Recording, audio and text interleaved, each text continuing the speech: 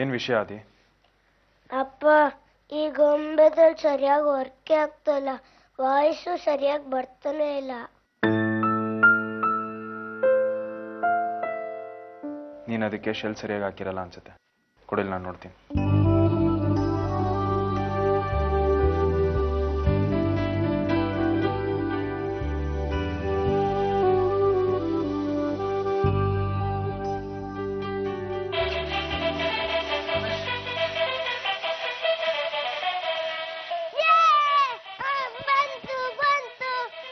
ಸೂರ್ಯ ಅವರೇ, ಈ ಕೋತಿಗೆ ಯಾವ ಹಾಡು ಹೇಳ್ಕೊಡೋಣ? Johnny Johnny yes papa, eating sugar no papa, telling lies no papa, open your mouth ha ha ha ha ha ಹಾ.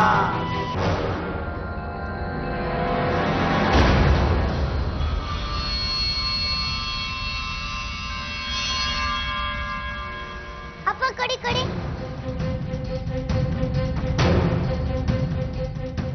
ಆದಿ, ನೀನ್ ಬೇರೆ ಗೊಂಬೆ ಜೊತೆ ಆಟಾಡು. ಇದು ಬೇಡ. ಅಪ್ಪ ಅದು ಹೇಳಿ.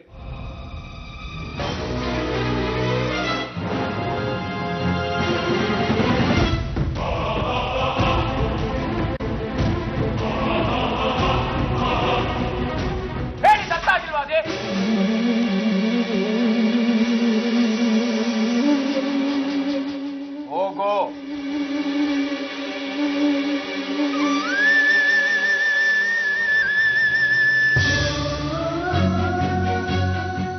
ಇಷ್ಟು ಬೇಗ ನನ್ ಮುಖ ನೋಡಕ್ಕೂ ಇಷ್ಟ ಆಗದೆ ಇರೋಷ್ಟು ಹೊರಗ್ನೋಳಾಗ್ಬಿಟ್ನ.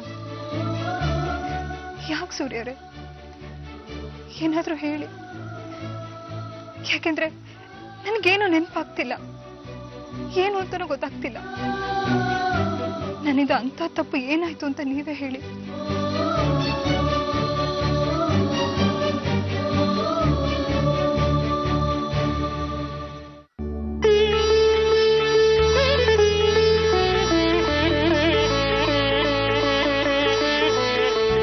ಪರಿಮಳ,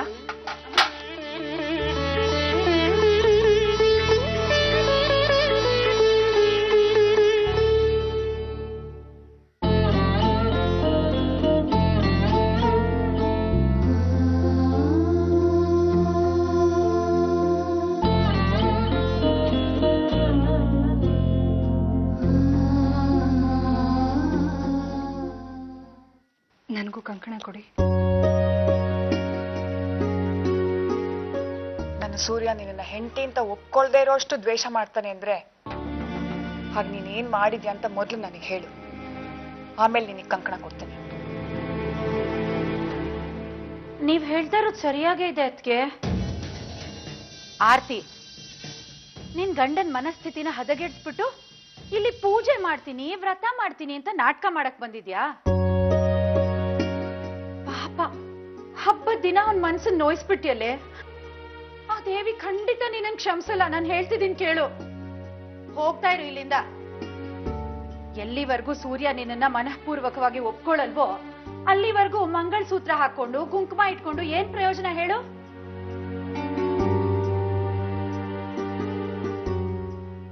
ನಾನು ಈ ಪೂಜೆನ ಮಾಡೇ ಮಾಡ್ತೀನಿ. ಒಬ್ಬ ಮುತ್ತೈದೆಯಾಗಿ ಗಂಡನ ಶ್ರೇಯಸ್ಸಿಗೆ ಈ ಪೂಜೆ ಮಾಡೋದು ನನ್ನ ಕರ್ತವ್ಯ. ಈ ಅಧಿಕಾರನ ಯಾರು ನನ್ನಿಂದ ಕಿತ್ಕೊಳ್ಳೋಕೆ ಸಾಧ್ಯ ಇಲ್ಲ. ನನ್ನ ಗಂಡ ನನ್ನ ಮೇಲೆ ಸಿಟ್ಟು ಮಾಡ್ಕೊಂಡಿರ್ಬೋದು, ಆದ್ರೂ ಈ ಕರ್ತವ್ಯನ ನಾನು ಪೂರ್ತಿ ಮಾಡೇ ಮಾಡ್ತೀನಿ.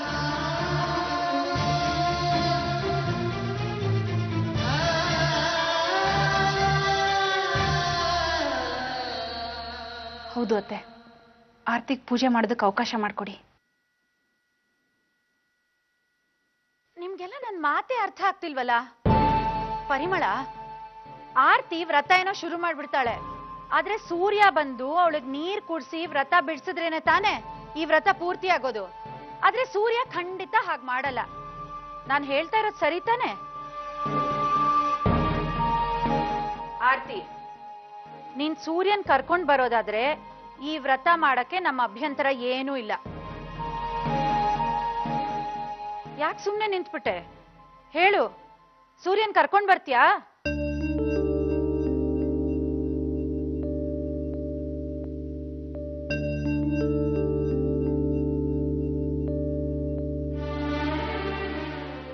ಎಲ್ಲರೂ ನನ್ನ ಕ್ಷಮಿಸ್ಬಿಡಿ.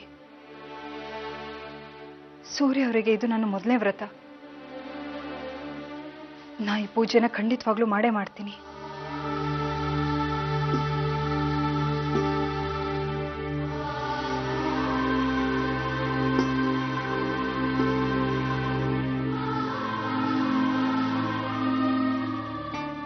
ನೀವು ನಿಮ್ಮ ಕೈಯಾರೆ ಕಂಕಣ ಕೊಟ್ರೆ ಮಾತ್ರ ಪೂಜೆ ಮಾಡ್ತೀನಿ.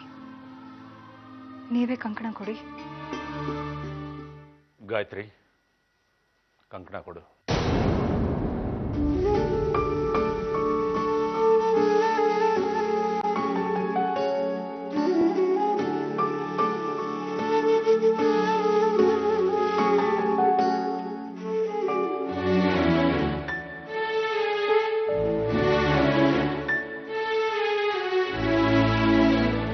ವ್ರತ ಮಾಡೋ ಅಗತ್ಯ ಇಲ್ಲ.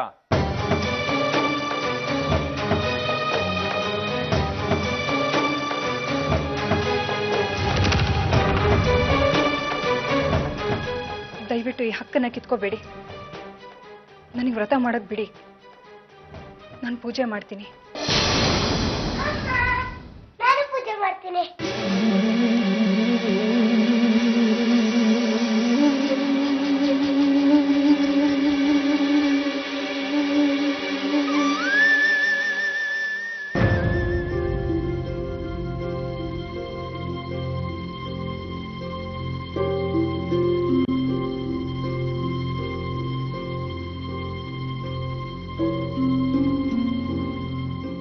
ಸೂರ್ಯ ಅವ್ರ ಬಗ್ಗೆ ನನಗಿರೋ ಪ್ರೀತಿ ನಿಜವಾದ್ರೆ, ನನ್ನ ಪತ್ನಿ ಧರ್ಮದಲ್ಲಿ ನಿನಗೆ ನಂಬಿಕೆ ಇದ್ರೆ, ಅಮ್ಮ ನನ್ನ ಈ ವ್ರತನ ನಿರ್ವಿಘ್ನದಿಂದ ಮುಗಿಯೋಕೆ ಸಹಾಯ ಮಾಡು.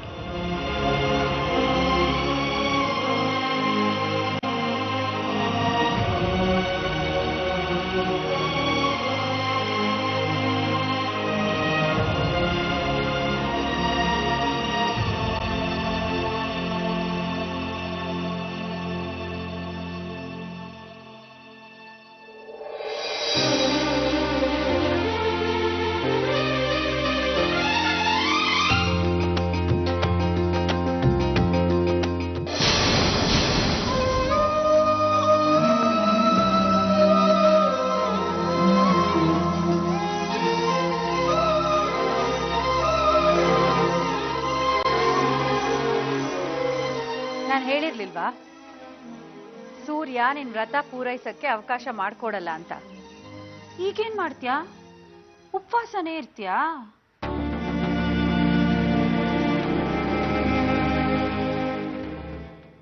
ಹೌದು, ಎಲ್ಲಿವರೆಗೆ ಸೂರ್ಯ ಅವರು ವ್ರತ ಪೂರೈಸಕ್ಕೆ ಸಹಕರಿಸಲ್ವೋ ಅಲ್ಲಿವರೆಗೆ ನಾನು ಉಪವಾಸನೇ ಇರ್ತೀನಿ. ಒಂದು ಹನಿ ನೀರು ಕೂಡ ಕುಡಿಯಲ್ಲ.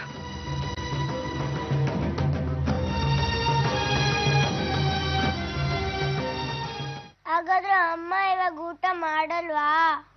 ಅಮ್ಮ ಹೇಳಿದ್ರಲ್ವಾ, ಅಪ್ಪ ಬಂದ್ ನೀರ್ ಕುಡ್ಸೋ ತನಕ ನಾನೇನು ತಿನ್ನಲ್ಲ ಅಂತ. ಅಪ್ಪ ಅಮ್ಮನ ಮೇಲೆ ತುಂಬಾ ಸಿಟ್ ಮಾಡ್ಕೊಂಡಿದ್ದಾರೆ. ಅಪ್ಪ ಅಮ್ಮನ ಜೊತೆ ಮಾತಾಡ್ತಾನೂ ಇಲ್ಲ. ಹೌದು, ಅಪ್ಪ ಬಂದು ಅಮ್ಮಂಗ್ ನೀರ್ ಕುಡ್ಸೋದಿಲ್ಲ ಅಂತಾನು ಗೊತ್ತು. ಈಗ ಏನ್ ಮಾಡೋದು? ನಡೆಯೋದೆ ಏನದು?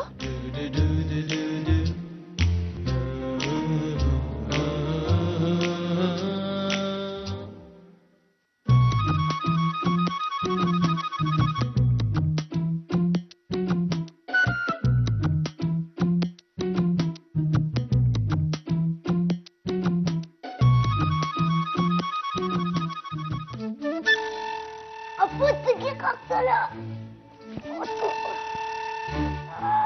ಕೊಡಿಲಿ ಅದಿ.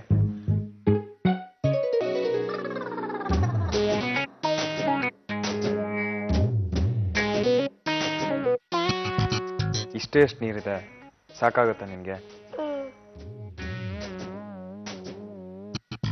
ಹಾಕೊಡ್ಲಾ?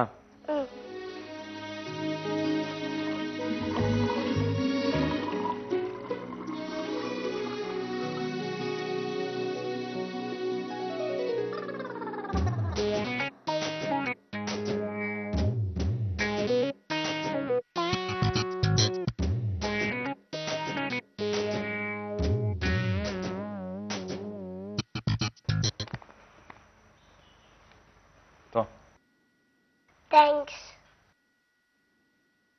ಅಪ್ಪ, ನೀ ನನ್ನ ಮೇಲೆ ಸೆಟ್ ಮಾಡ್ಕೊಂಡಿದ್ದೀರಾ. ಎಲ್ಲಿ ನಗಿ ನೋಡೋಣ. ನಗಿ ನಗಿ ನಗಿ.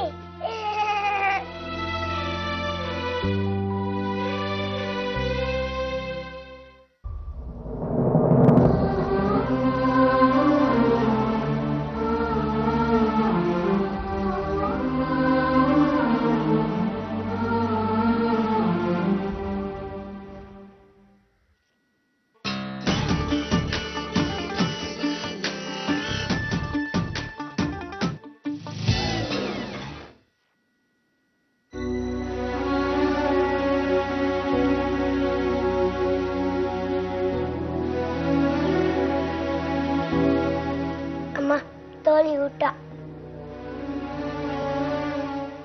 ಇಲ್ಲ ಪುಟ್ಟ, ನಾನು ಊಟ ಮಾಡೋ ಹಾಗಿಲ್ಲ. ನಂಗೆ ಗೊತ್ತು ನೀವ್ ಯಾಕೆ ಊಟ ಮಾಡಲ್ಲ ಅಂತ. ಅಪ್ಪ ನಿಮ್ಗೆ ನೀರ್ ಕೊಡಿಸ್ತಲ್ವಲ್ಲ.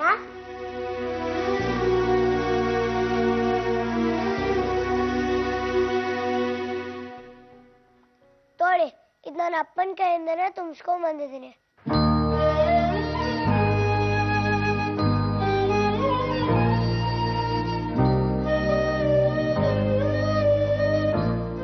ಅಮ್ಮ, ಇದನ್ನ ಕುಡ್ದು ಊಟ ಮಾಡಿ.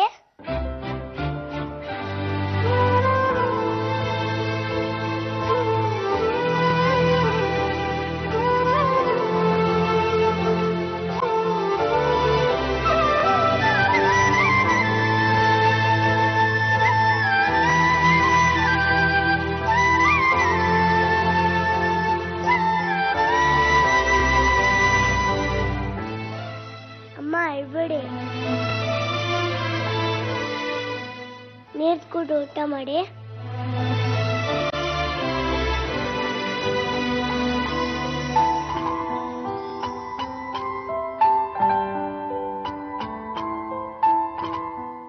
ಆದಿ, ನಾನ್ ನಿಮ್ಮಮ್ಮಂಗ್ ನೀರು ಕುಡಿಸಿ ಊಟನೂ ಮಾಡಿಸ್ತೀನಿ.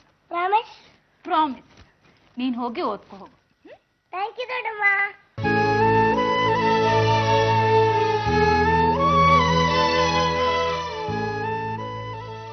ಆರ್ತಿ, ಮಕ್ಕಳನ್ನೇನ ಎಷ್ಟು ಪ್ರೀತಿಸ್ತಾರಲ್ವಾ. ಅಲ್ಲಿ ನೋಡಿದ್ರೆ ಸಾಕ್ಷಿ ಮಂಕಾಗಿ ಮಲ್ಕೊಂಡಿದ್ದಾಳೆ. ಅಕ್ಕ, ಆದಿತ್ಯ ನೀವು ಸುಳ್ಳು ಪ್ರಾಮಿಸ್ ಮಾಡಬಾರ್ದಿತ್ತು. ನಿಮಗೂ ಗೊತ್ತು ನಾನು ಊಟ ಮಾಡಲ್ಲ ಅಂತ. ಯಾಕೆ ಹಠ ಮಾಡ್ತಿದ್ಯಾ? ಇದು ಹಠ ಅಲ್ಲ ಅಕ್ಕ. ಆದಿತ್ಯಂಗೆ ತಿಳಿದಿದ್ದನ್ನ ಅವನು ಮಾಡಿದ್ದಾನೆ.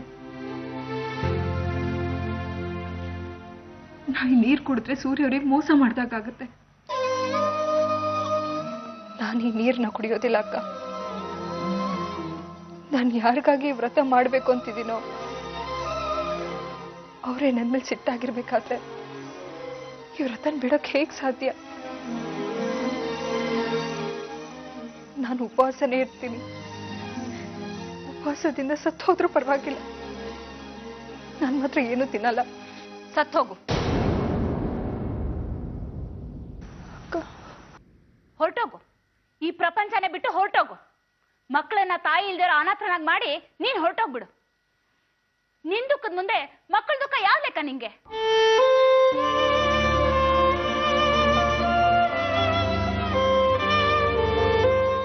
ಅಕ್ಕ, ನಾನು ಏನ್ ಒಂದು ಮಾತಾಡ್ಬೇಡ ನೀನು. ನೀನ್ ತುಂಬಾ ಬದಲಾಗ್ಬಿಟ್ಟಿದ್ಯಾ. ಮೊದ್ಲಿನ ತರ ಇಲ್ಲ ನೀನು. ಮೊದ್ಲಾದ್ರೆ ಪ್ರಪಂಚ ಏನ್ ಬೇಕಾದ್ರೂ ಅನ್ಕೊಳ್ಳಿ, ನನ್ ಮಕ್ಕಳೇ ನನಗ್ ಮುಖ್ಯ ಅಂತ ಅವ್ರ ಸಂತೋಷಕ್ಕೋಸ್ಕರನೇ ಬದುಕ್ತಿದ್ದೆ ನೀನು. ಆದ್ರೆ ಈಗ ನಿನ್ ಗಂಡ ನಿನ್ ಮೇಲೆ ಸಿಟ್ಟಾಗಿದ್ದಾನೆ, ನೀರ್ ಕುಡ್ಸಿ ನಿನ್ ವ್ರತ ಬಿಡಿಸ್ಲಿಲ್ಲ ಅಂತ ಪ್ರಾಣ ಬಿಡಕ್ಕೆ ಸಿದ್ಧವಾಗಿದ್ಯಾ? ಹೆಂಡತಿ ವ್ರತ ಹಿಡಿಯೋದು, ಗಂಡ ನೀರ್ ಕುಡ್ಸಿ ವ್ರತ ಬಿಡಿಸೋದು ಇಷ್ಟೇ ಅಲ್ಲ ವ್ರತದ ಅರ್ಥ. ಇದು ಗಂಡ ಹೆಂಡತಿ ಸಂಬಂಧದ ಪರ್ವ. ನಿಮ್ಮಿಬ್ಬರ ಸಂಬಂಧ ಇನ್ನಷ್ಟು ಗಟ್ಟಿ ಆಗ್ಬೇಕು. ಸೂರ್ಯ ನಿನ್ ಮೇಲೆ ಸಿಟ್ಟು ಮಾಡ್ಕೊಂಡ್ರೆ ಏನಾಯ್ತು? ತನ್ನ ಕೈಯಾರ ನಿನಗ್ ನೀರ್ ಕುಡಿಸಿ ವ್ರತ ಬಿಡಿಸ್ಲಿಲ್ಲ ಅಂದ್ರೆ ಏನಾಯ್ತು? ನೋಡು, ಮುಂದಿನ ವ್ರತದಷ್ಟೊತ್ತಿಗೆ ನಿನ್ನ ಸೂರ್ಯನ ಸಂಬಂಧ ಇನ್ನಷ್ಟು ಗಟ್ಟಿ ಆಗ್ಬೇಕು.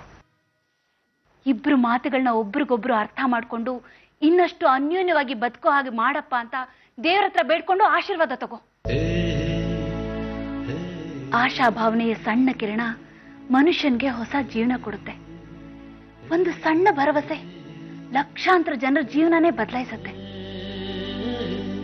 ಕತ್ಲಾದ್ಮೇಲೆ ಹಗಲು, ದುಃಖ ಆದ್ಮೇಲೆ ಸುಖ, ಸೋಲಾದ್ಮೇಲೆ ಗೆಲುವು. ಈ ಆಶಾ ಭಾವನೆ ಮನುಷ್ಯನ್ಗಿರ್ಲೇಬೇಕು. ನೋಡು ಆರ್ತಿ, ನಿನ್ನ ಜೀವನದಲ್ಲಿ ನೀನು ಯಾವತ್ತೂ ಭರವಸೆನ ಕಳ್ಕೋಬೇಡ. ಮುಂದಿನ ವ್ರತದ ಹೊತ್ತಿಗೆ ನಿನ್ನ ಸೂರ್ಯನ ಸಂಬಂಧನ ಗಟ್ಟಿ ಮಾಡ್ಕೊಂಡ್ರೆ ಮಾತ್ರನೇ ಈ ವ್ರತ ಪೂರ್ತಿ ಆಗೋದು. ಲಕ್ಷಾಂತರ ಹೆಂಗಸರಿಂದ ನೀನು ಪ್ರತ್ಯೇಕವಾಗಿ ನಿಂತು ಎಲ್ರಿಗೂ ನೀನು ಮಾದರಿ ಆಗ್ಬೇಕು. ನೀನು ಯಾವತ್ತಿಗೂ ಸೋಲ್ಬಾರ್ದು. ನಿನಗೆ ನಿಜವಾಗ್ಲೂ ಈ ಅಕ್ಕನ ಮೇಲೆ ಗೌರವ ಇದ್ರೆ ನಾನು ಹೇಳ್ದಾಗೆ ಮಾಡ್ತೀನಿ ಅಂತ ಮಾತು ಕೊಡು.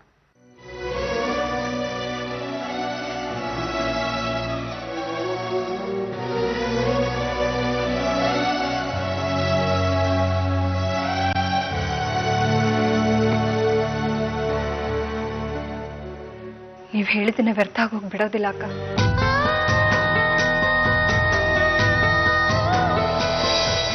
ಬಿಡಲ್ಲ.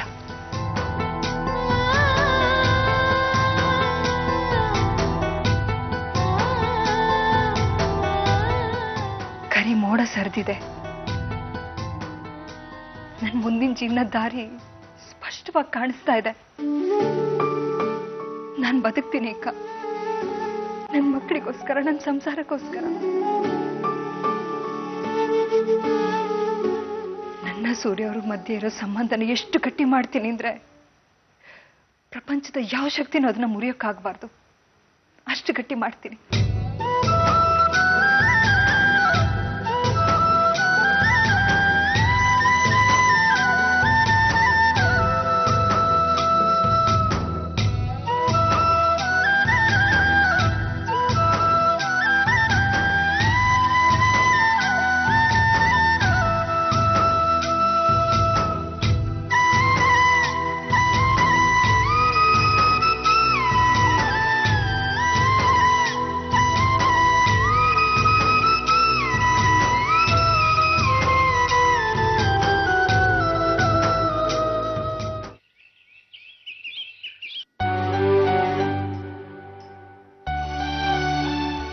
ಇದೇನು ಸೂರ್ಯ ನೆಲದ ಮೇಲೆ ಮಲ್ಕೊಬಿಟ್ಟಿದ್ದಾರೆ.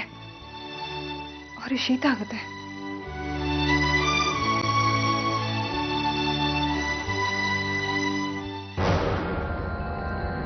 ಅದು ಸೂರ್ಯರೇ, ಸೂರ್ಯರೇ ನನ್ನ ಮಾತು ಕೇಳಿ. ಸೂರ್ಯರೇ, ಸೂರ್ಯರೇ, ಸೂರ್ಯರೇ ನನ್ನ ಮಾತು ಕೇಳಿ. ಸೂರ್ಯರೇ,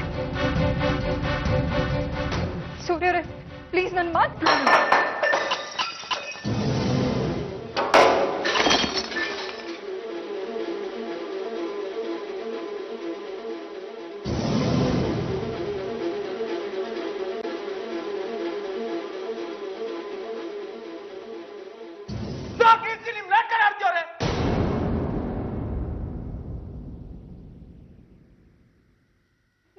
ನನಗೇನು ಹೇಳ್ಬೇಡಿ ಅಂತ ಹೇಳಿರ್ಲಿಲ್ವಾ? ನನ್ಗೇನು ಮಾಡಬೇಡಿ, ನನ್ನ ಹತ್ರ ಬರಬೇಡಿ ಅಂತ ಹೇಳಿರ್ಲಿಲ್ವಾ? ಯಾಕೆ ನನ್ನ ಮಾತು ಕೇಳ್ತಿಲ್ಲ ನೀವು?